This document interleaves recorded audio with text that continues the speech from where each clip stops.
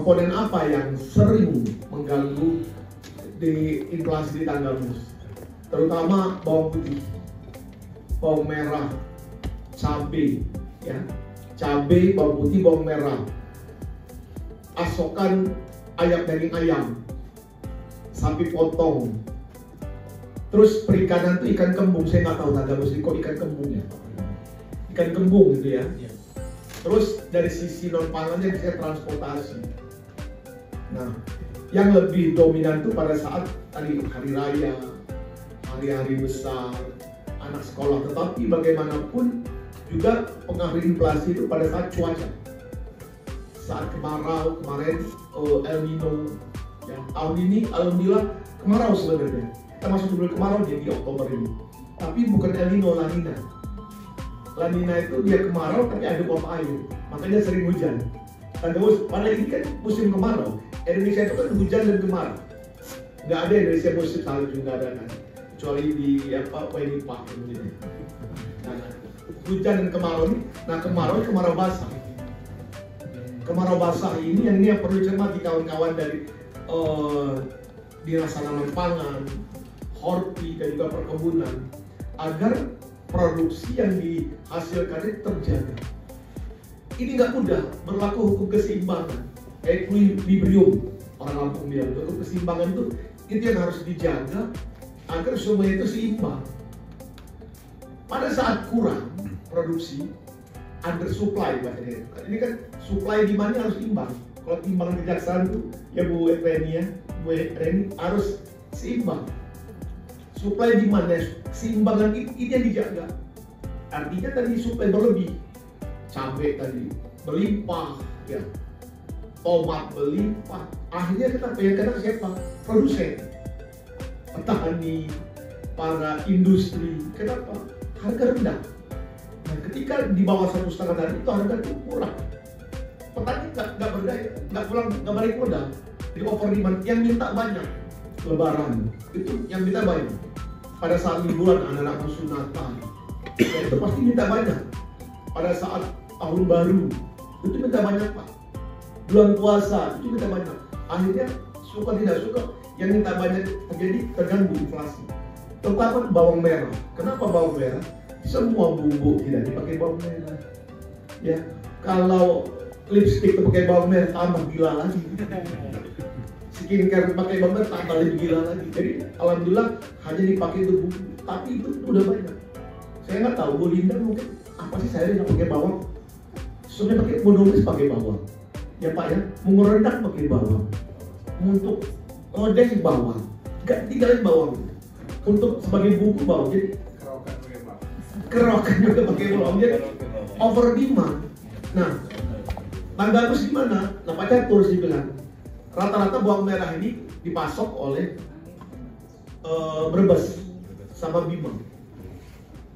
Saya bilang Pak Catur, kita buat strategi aja. Kemarin saya sama Pak Sarono, minimal kita itu nggak kurang-kurang anak bawang di Tanggamus. Saya bilang Pak Sarono, Direktur Polina udah nantang tuh. Ayo kata dia. Nah, coba dibangun komunikasi bagaimana bawang merah. Nah, kalau tata niaga dari luar seperti apa? Ini tugas kawan-kawan tim inflasi. Bagaimana tata niaga ini kan rekanan ya, apa pelaku pasar. Kawan-kawan Polres mohon bantuannya. Ini banyak nakal nih.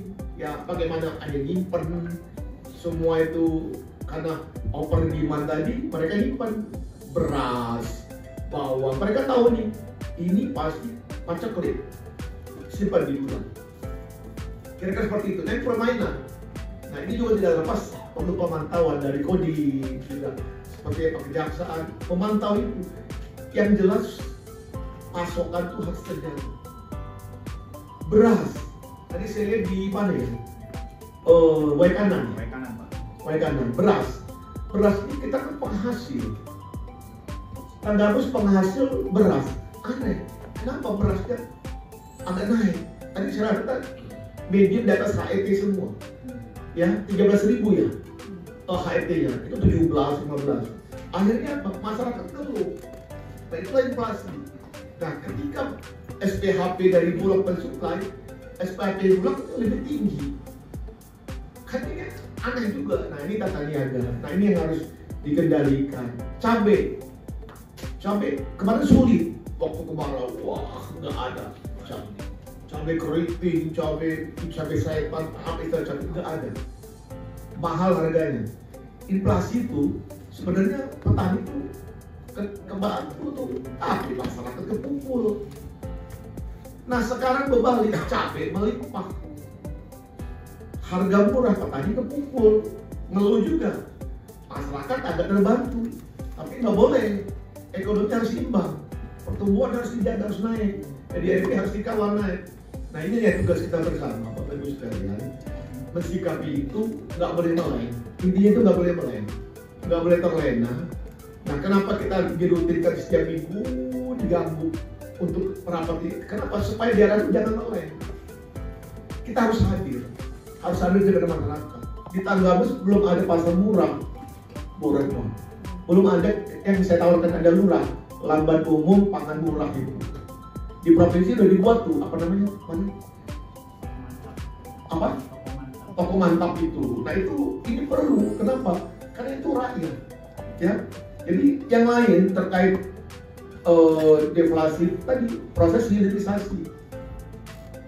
Tadi belum tahu hilirisasi tadi. Cabai kalau dia terlalu banyak boleh disimpan di vakum dalam frozen, ya.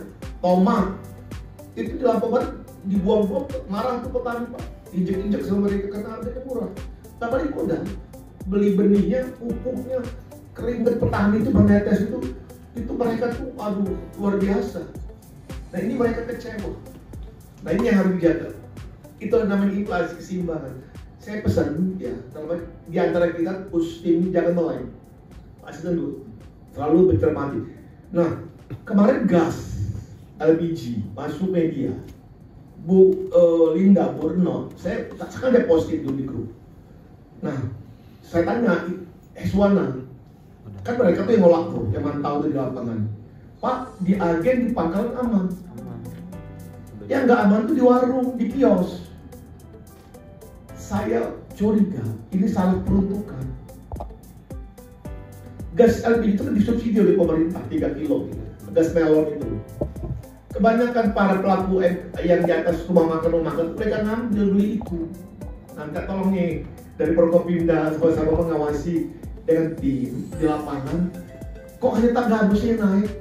Saya tanya ke Pertamina, saya telepon ke enggak Pak, Bupati aman, pangkalan agen aman. Di warung-warung itu yang main.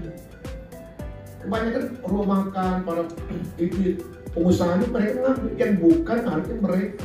Itu yang masyarakat bawah. 3 kilo itu. Nah akhirnya harga naik ke permintaan. Barang nggak ada harga naik. Rame. Sampai 35.000 katanya. Padahal berapa HET-nya itu? Saya ditegur Pak Gubernur. Tolong itu dikendalikan. Nah ini gas ini. Padahal Pertamina cukup, Tanggamus cukup stoknya. Nah di mana di rantai pasoknya ini terganggu. Dari agen, pangkalan ke warung. Nah itu nggak merata itu. Saya pernah kemarin itu kemana ya? Daerah itu Pak di sini nggak ada. Kemana ya? Pas melihat ke daerah BNS, GH memang kosong ya Pak. Gisting itu kosong. Nah hal-hal ini tidak luput dari kita semua untuk memantau dan monitor. Ya.